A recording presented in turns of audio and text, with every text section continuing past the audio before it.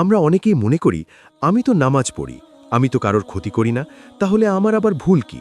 অথচ শয়তান আমাদের দৈনন্দিন জীবনের ছোট ছোট অভ্যেসের মধ্যে এমন সব বিষ মিশিয়ে দিয়েছে যে আমরা টেরই পাই না কখন আমাদের পাহাড় সম আমল ধূলিসাৎ হয়ে যাচ্ছে।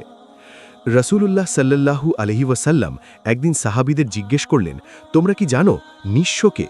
সাহাবীরা বললেন, যার টাকা পয়সা নেই সেই তো নিঃস্ব।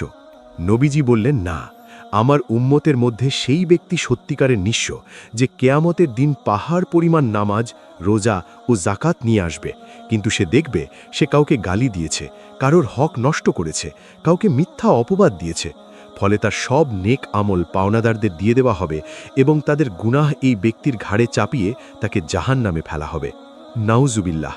চিন্তা করুন, সারা জীবন কষ্ট করে ইবাদত করলেন আর দিন শেষে ফলাফল শূন্য। আজ আমরা এমনই 10টি মারাত্মক ভুলের